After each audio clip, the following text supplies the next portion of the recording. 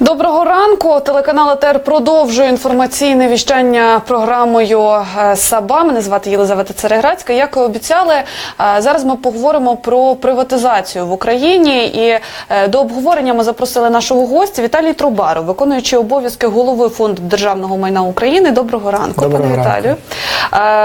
Власне, цікавий момент про те, що Фонд держмайна наразі планує продати «Укрнафтопродукт», завод «Оріон», 5,5 обленерго та знову готує до приватизації «Президент-Готель». На якому етапі зараз цей процес? Я так розумію, що зараз надається оцінка, правильно? І визначається вартість. Я хочу, щоб наші глядачі зрозуміли, що приватизація – це процес. Тому, коли ми відверто відображаємо свою діяльність на наших сайтах, на Фейсбук-сторінках і говоримо, що ми будемо робити, це не означає, що ми це зробимо в понеділок або в п'ятницю. Да?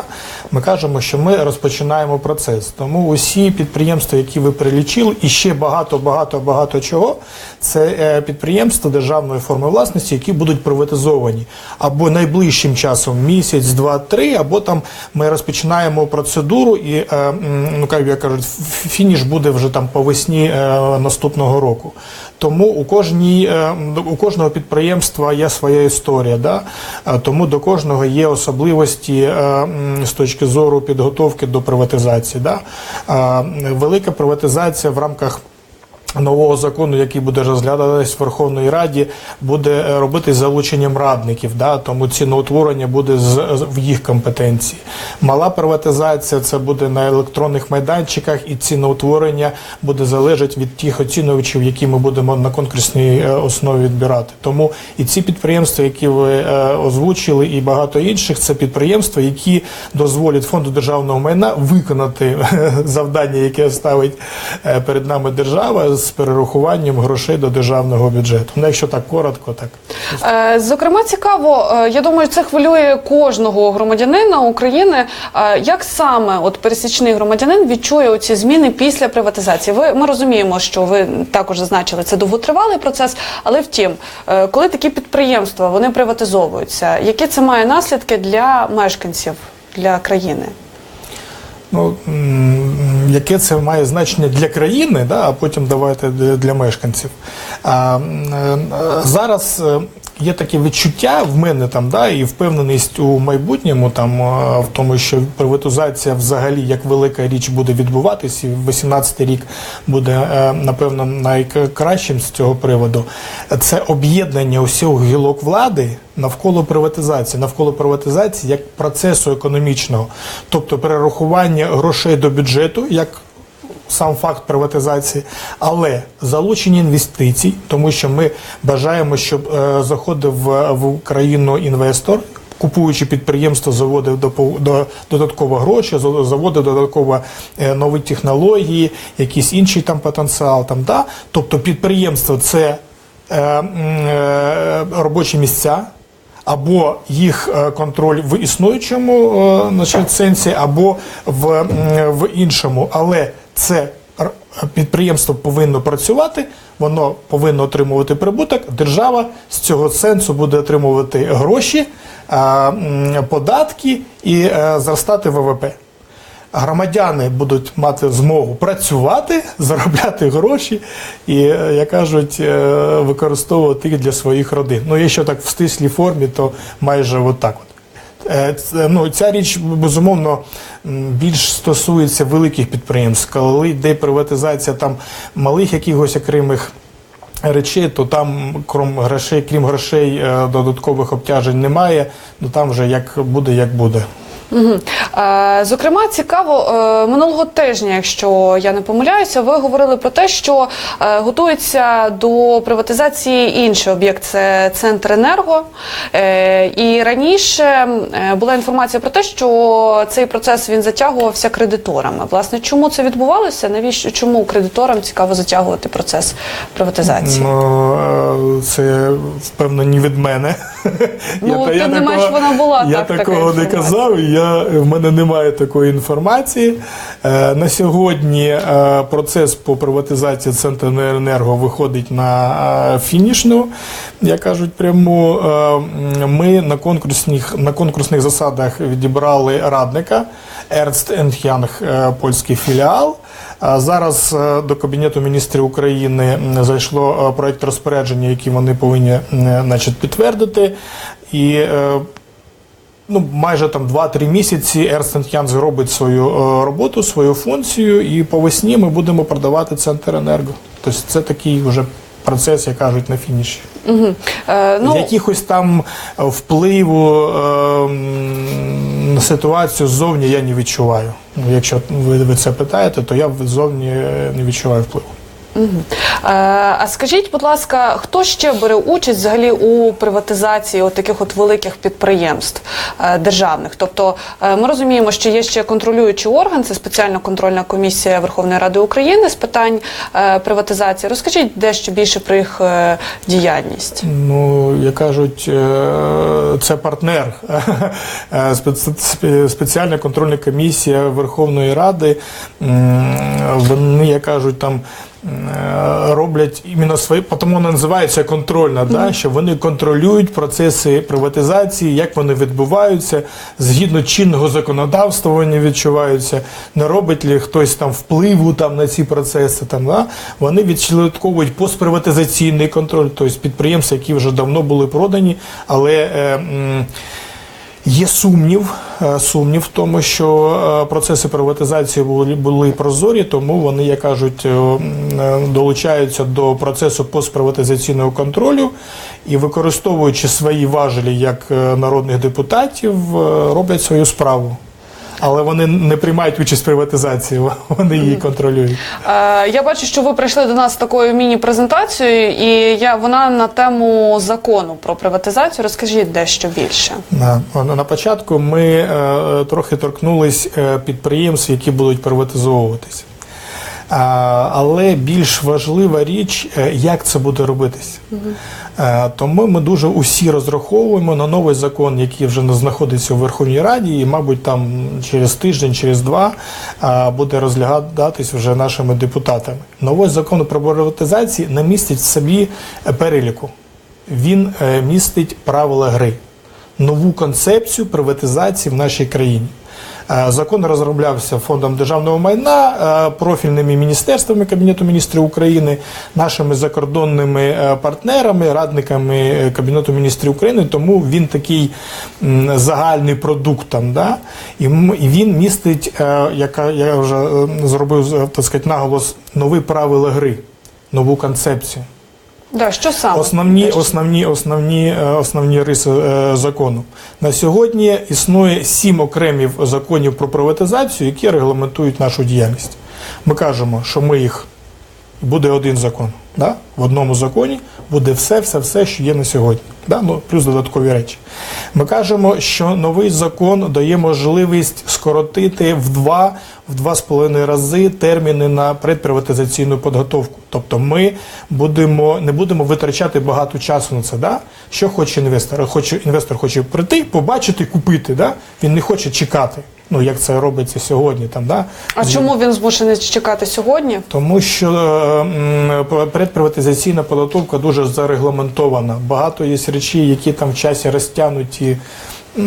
Це така річ, хтось може там якось там те саме пояснити, але пояснень цьому немає. Там, да? А чому це взагалі є? Це надбання від Радянського Союзу? Чи, я не розумію, чому визначено було, що має бути така серйозна система з цими документами, розтягненням у часі?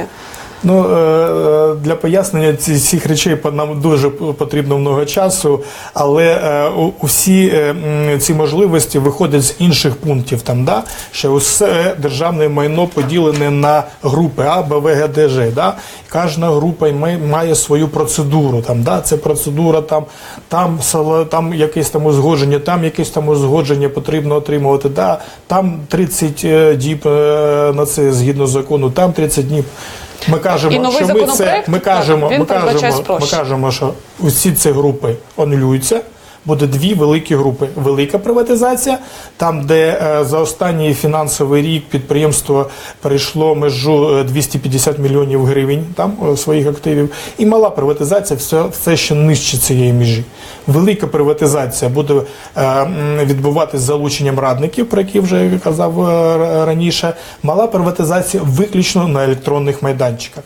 Можливо, це буде прозоро продажі, можливо, це буде залучення інших електронних майданчиків, але електронні майданчики. Мінімізація впливу державних службовців, мінімізація впливу державної системи на процес приватизації. Ми це анулюємо. Все. Підприємство, якийсь там інвентарний об'єкт, оцінка, електронний майданчик, хто більше грошей дав, то і покупець. Все, інше немає. Можна ще зупинитися, хто обиратиме радників? Конкурс. На конкурсних засадах обирається радник. От по Центренерго на конкурсних засадах ми відібрали радника Ернст Янг, польський філіал. Ми кажемо, що це буде установа, яка вже має авторитет. І до якої немає сенсу вишукувати, там, чому вони праві, чому не праві. Да? Вони своїм авторитетом будуть ризикувати і підтверджувати висновки, які вони будуть робити в предприватизаційній підготовці того або іншого об'єкту. Ми в новому законі, тобто на сьогодні є 5 окремих способів приватизації. Да? Ми кажемо, буде тільки 2. Буде конкурс, да, з умовами аукціону, там, да, і буде ще там в рамках малої приватизації викуп підприємств там, де вже є орендарі. Да? Все інше або електронні майданчики, або там конкурс за умовами, або без умов, коли буде відбуватися. Ми кажемо, що ми йдемо на зустріч інвесторам, захищаючи їх з юридичної точки зору. На сьогодні немає термінів, які б обмежували оскарження процесу приватизації. В тілі закону є термін – 3 роки. Якщо хтось вважає, що приватизація була незаконна, будь ласка, 3 роки на оскарження там любої установи. 3 роки пройшло, давайте все закроємо цю тему, хай там інвестор, так сказати, почувається себе впевнено. Ми кажемо, що і це дуже важлива річ, що в самому законі є механізми, які забороняють участь у приватизації або фізичних осіб, або юридичних осіб сторони агресора. Це дуже важлива річ, яку ми заклали в само тіло закону, і це в ньому є. Ми кажемо, що кожен з процесів, да, чому ми вважаємо, що це дуже повинно сподобатись інвестору, кожен з процесів має свій початок, свій кінець, і на кожному етапі інвестор, йому не обов'язково знаходитись на теренах нашої країни. Він може бути в Лондоні, в Америці, там, де завгодно. В електронному вигляді формочка, головне там потім гроші заплатити у державну скарбницю і отримати. Да? Тобто я не знаю, там, є отакі от, да, де кожен етап прорахований, він дуже понятний. На сьогодні у Фонді державного майна є окремий сайт privatization.gov.ua, де можливо зробити приватизацію в один клік. Зайшли на сайт, побачили підприємство, воно вам сподобалось, кнопочку. Так, формулярчик там, да, його заповнив, вже процес пройшов. Потім там папери, потім пошта там, або інші якісь речі. Ми вже працюємо, співпрацюємо з майбутнім інвестором, з майбутнім покупцем державної власності. В нас немає сенсу нічого приховувати. Приватизація буде робитись відкрито, прозоро. Ми будемо робити наголос на кожному етапі, який ми робимо. От коли на початку нашої програми ви зробили акцент на тому, що ми там будемо приватизовувати. Ця інформація з'явилась тому, що ми пропагандуємо себе, ми пропагандуємо кожну свою дію. І будемо робити це і далі. Угу. Ваші прогнози, тобто, чи буде він прийнятий парламентом і як скоро, власне? Ну, я впевнений, що він буде прийнятий. Перше читання буде розглядатись, на мою думку, 2 тижні, 3 тижні, коли там депутати зараз повернуться до своєї роботи. А друге читання, мабуть, вже в грудні, я так по графіку роботи Верховної Ради. Але я впевнений, що до Нового року ми отримуємо новий закон, ми отримуємо нові правила гри, ми повернемо інвестора до нашої країни. Пане Віталію, а на вашу думку, чи це реально насправді от старій системі перелаштуватися і почати працювати по-новому?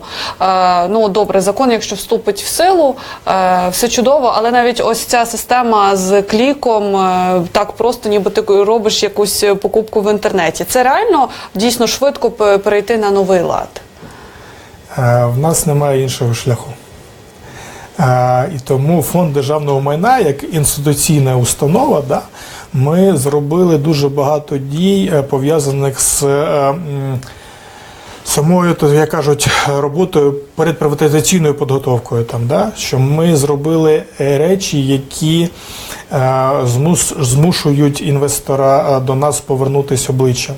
Але ще багато роботи, яка пов'язана з роботою Кабінету міністрів України, Верховної Ради, інших державних установ. І я, як державний службовець, як керівник установи Фонду державного майна, бачу, що усі об'єднуються вокруг процесу приватизації. Усіх процес приватизації дуже турбує.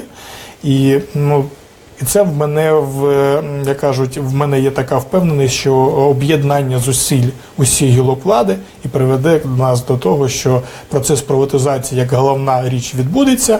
Ми отримуємо усі переваги від цього процесу, отримуємо і гроші до державного бюджету, отримуємо інвестиції, отримуємо покращення життя в нашій країні.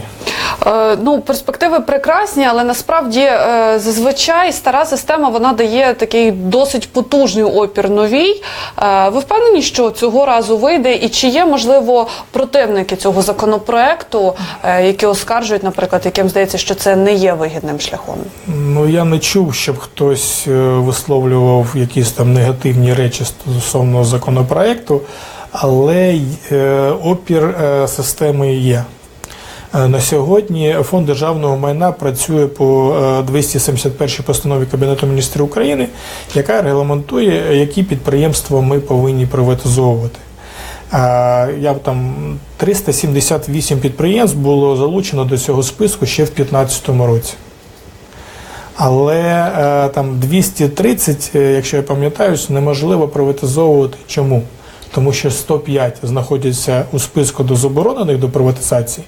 І тут ми розраховуємо, що Верховна Рада або, як кажуть, прийме новий закон, скоротить цей перелік, або виведе багато підприємств з цього переліку, щоб ми могли їх приватизувати. Інші підприємства фактично міністерствами, які є насправді головними власниками державного майна, а не Фонд державного майна, вони не передають на приватизацію нам ці підприємства. Є там і об'єктивні, як кажуть, речі, які не дозволяють їм робити, але є опір середнього персоналу, середньої ланки, які не бажають скорішої приватизації. Вони бажають щось робити на цих підприємствах. І тому ми так тяжко, але ми ламаємо цю систему. Пане Віталію, ми вам дуже вдячні за ваші коментарі, за презентацію нового законопроекту. Матимемо надію, що система запрацює по-новому і дійсно покращення на нас чекатимуть. Віталій Трубаров, виконуючий обов'язки голови Фонду державного майна України, роз'яснив нам ситуацію з приватизацією в Україні наразі, зокрема, презентував законопроект про приватизацію. Це все, про що ми встигаємо з вами поговорити зараз. Продовжуйте дивитися телеканал АТR, знайте більше. Менда Крим, Крим тут. Залишайтеся з нами.